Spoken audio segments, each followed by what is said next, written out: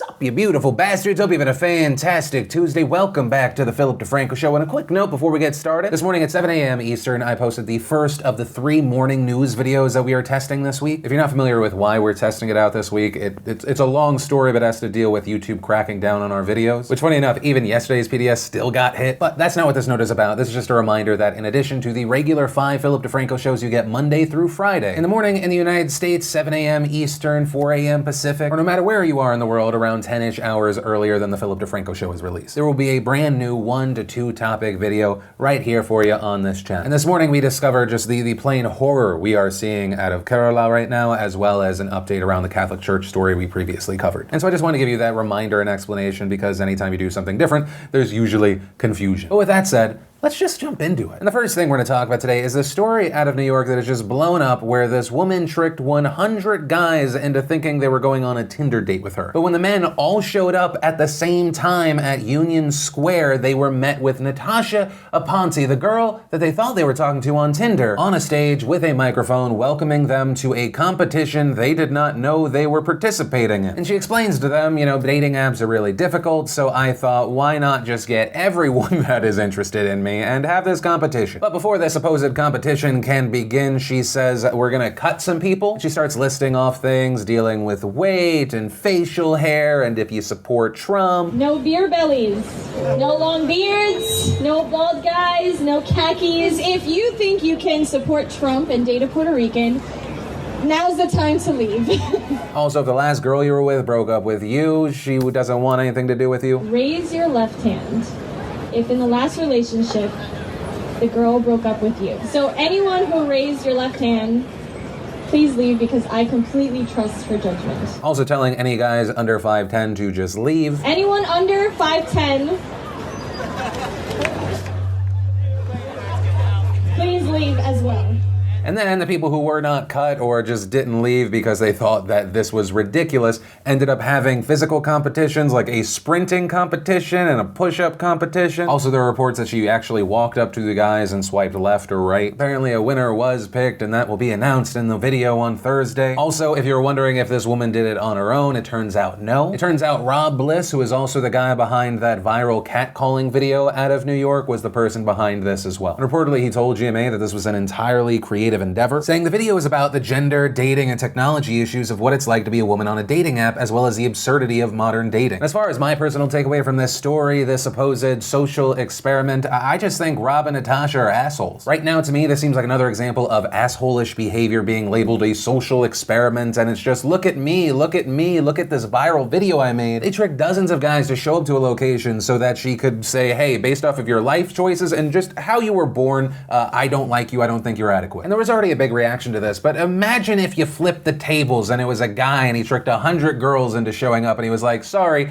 you're too fat, you're too tall, I'm not looking to get some Philip DeFranco neck pain because I have to look up at your giraffe looking ass, and whatever else you want to do, to which you could say, well, what about all of the dating shows where the, you know, the Bachelor and the Bachelorette and people, you know, they throw themselves out there. Yeah, but they made a choice to be on those shows. They weren't tricked to go to a location where they were going to be openly ridiculed and judged. And I feel like whatever point that this video ends up trying to make is going to be incredibly shallow, and ultimately it was just at the expense of a bunch of other people. But that's the story. I'm aware that my opinion is my own, and so whether you agree or disagree with my take on this, I'd love to hear from you as far as any thoughts you have around this whole situation. Then in quickie news, I'm just gonna knock out of the way. If you don't know, the big KSI Logan Paul fight and event is happening this weekend, and I was going to save most of my coverage for Friday. But as I was finishing up today's show, Logan Paul released his music videos, and people have asked me what I've thought of it. I'm not going to do a review. If anything, I'm going to do some predictive news. I feel like some people over the next 24 to 36 hours are going to have a problem with the music video because, well, one, remember Logan Paul is coming off of his Suicide Forest scandal. Right, suicide and conversations about mental health at the core of his comeback story, but in his diss track he says, when I'm done with you, you won't have that much to live for. So some people are gonna see that as him not genuinely trying to change as a person or respecting that situation, whereas others will most likely defend him saying that it is a diss track and, you know, he's kind of sort of playing a character here. But then on top of that, there's also the other part of the diss track where he says he's waiting for JJ's Me Too. I'm just waiting here for that. Me too. Which him even referencing something in that realm is just going to bring back the Jesse Smile sexual assault case, and specifically his comments and alleged actions after. But no matter which way it goes, it's just going to end up promoting towards this event even more. But that's really it. For me, it feels a little bit of more of the same with this situation, just a different color scheme. But of course, I'll pass the question off to you here. But from that, I want to share some stuff I love today, and today in Awesome brought to you by Postmates. And Postmates is of course the fantastic delivery on demand app. You want something from the store, your favorite restaurant, boom, just open up the app, they'll deliver it to your house, your work, your wherever. It's just the ultimate convenience and time saver, and it's actually a great time to try it out. And that's because one, you just go to postofranco.com, you download the app, you make sure you enter an offer code PhillyD, and they will give you $100 in free delivery credit. And two, they recently launched in 100 new cities. They're expanding, so if it wasn't available to you before, now you can try it out. So yeah, postofranco.com or just click the link down below. And the first bit of awesome is just a self-promotional reminder. If you want to get morning videos like the ones that we were posting this week even earlier and at the same time support the show, you can always go to defrancoelite.com, you sign up, you subscribe, you get a whole lot more, but also then videos like the ones that we were testing this week even earlier. Then we got a trailer for season 2 of American Vandal, which by the way, if you have not seen season 1, I highly recommend it. If you haven't watched it, I don't want to ruin it for you, but it is a mockumentary series that,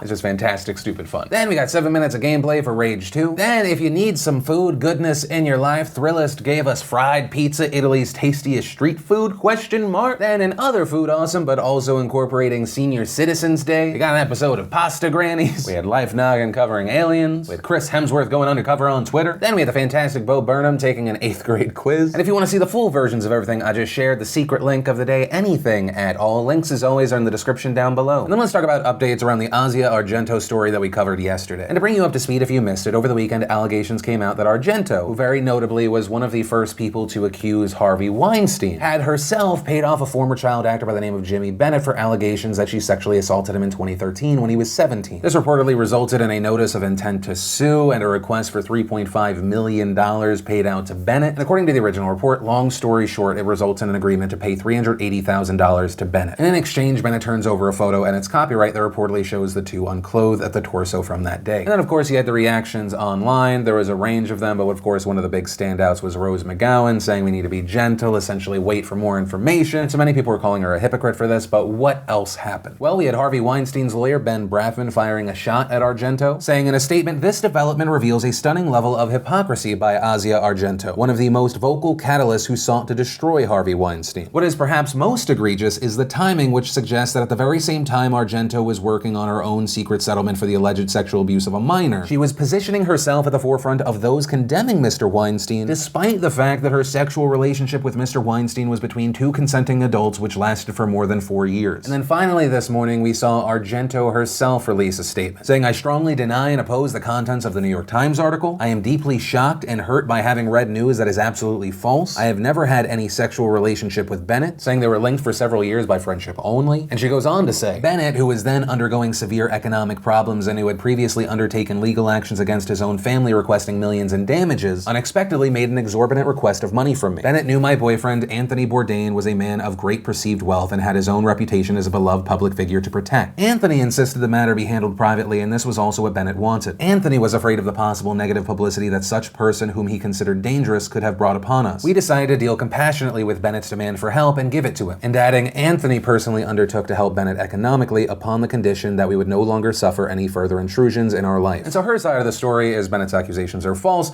He needed money. He was even willing to sue his own family, and I did not pay him off. Anthony Bourdain paid him off. And regarding the claim of Bennett struggling financially, I mean, even the original report says that Bennett was doing much worse after 2013. Bennett had reportedly made more than $2.7 million in the 5 years before 2013, but afterwards he was making an average of $60,000 per year. As far as suing family, yes, in 2014, Bennett did sue his mother and his stepfather. He alleged they had cheated him out of $1.5 million in earnings, that they had locked him out of the family home, they kept his possessions, he was broke, he was 2 months behind rent. And that case actually ended up being settled in December of 2014, but no terms have been disclosed yet. But still, people have pointed out there's a question of, well, what about that photo? The one the public has not seen yet, with reportedly their unclothed torsos touching. Really all we know right now is that TMZ reported that they have seen the photo. And they say, yes, Bennett is shirtless in it, and the two have their foreheads pressed together. And while they do say the photo isn't overtly sexual, they do refer to it as a post-sex pic. And as far as the putting the payment on Anthony Bourdain, as of right now, and this is important because I think where information is coming from should matter to you. As of covering this topic, I've only seen this part coming from TMZ, but they reported on text messages that are allegedly between Anthony Bourdain and Argento. And in it, we allegedly see Argento say, I will never buy his silence for something that isn't true, since I am also broke wrote. And allegedly Bourdain wrote that paying is no admission of anything, no attempt to buy a cover-up, simply an offer to help an obviously tortured soul who's desperate and trying to jack you for money. And another where he allegedly says you are not buying silence, only freedom from inconvenience, and to help a poor twisted goof get his life together. But also seemingly contradicting a massive part of this story, the report says that Argento texted, "I wasn't raped, but I was frozen. He was on top of me. After, he told me I had been his sexual fantasy since he was 12. And ultimately, that is where we are as of right now. The initial allegations, the responses, the new allegations and reports, and what I'll say, if it turns out that those text messages are authentic,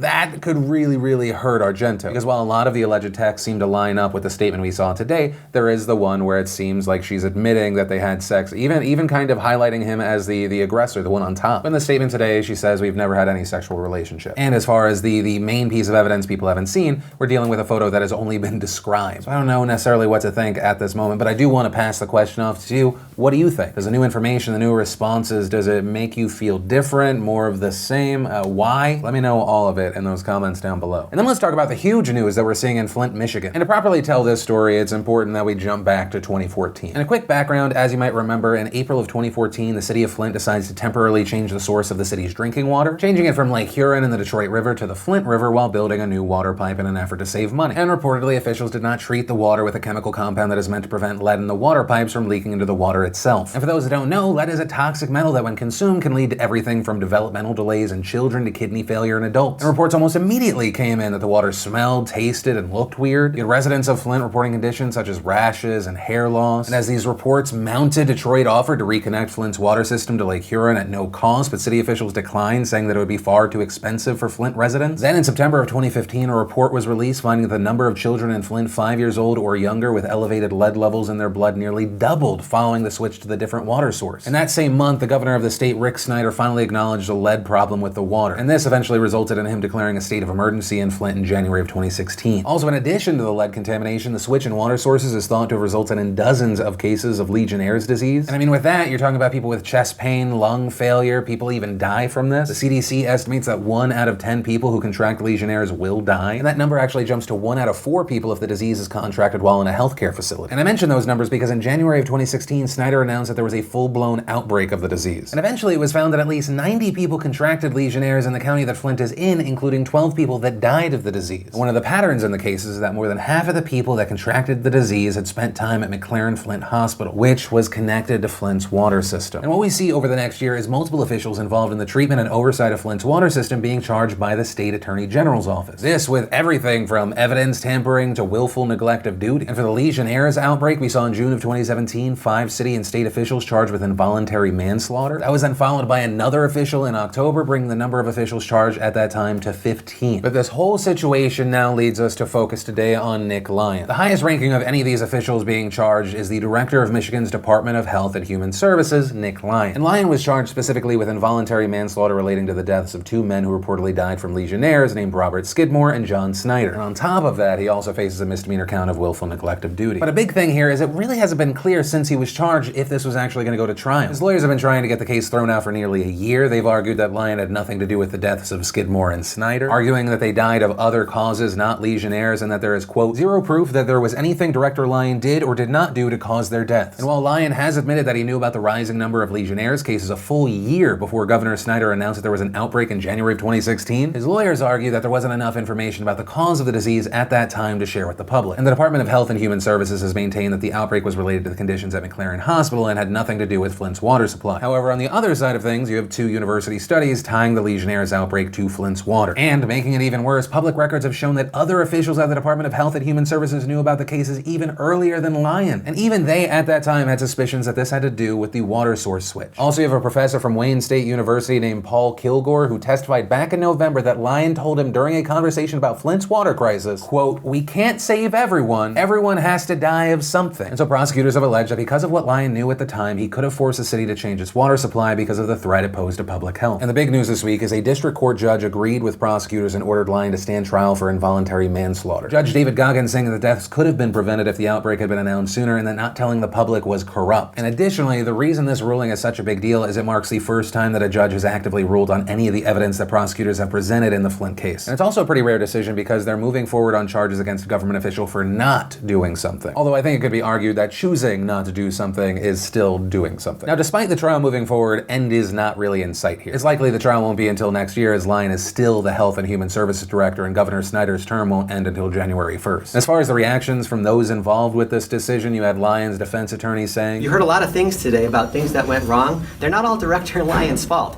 He is not vicariously liable for all 14,000 employees of the Department of Health and Human Services." You also had Governor Snyder releasing a statement in support of Lyon, saying he has full faith and confidence and will remain on duty at DHHS unless convicted of a crime after a full trial by a jury of his peers, saying Lyon has remained focused on his job and Flint's full recovery. But on the other side of this, you also had people praising the judge's decision and many others calling on Lyon to resign. But ultimately, that is where we are with this part of the story today, and it will be interesting to see what actually happens here. While there is this debate over the manslaughter charges for not taking action, I mean, when you fully dive into the level of negligence that we see in Flint, Michigan, it is astonishing. When you get the chance to hold people who have the power accountable for their actions or inaction, it is incredibly necessary. And that's where I'm going to end today's show. And of course, with this show, I want it to also be a conversation, so whether it be the last story, the first one, anything in between, let me know what you're thinking in those comments down below. And also, while you're at it, if you like this video, throw us a like. If you're new here, hit that subscribe button so you don't miss these daily weekday videos, including the new videos we're testing in the morning this week. And actually, if you missed yesterday's Philip DeFranco show, you want to catch up, you can click or tap right there, or if you want to watch this morning's news video, click or tap right there. But that's it, of course. As always, my name's Philip DeFranco. You've just been filled in. I love yo faces, and I'll see you tomorrow.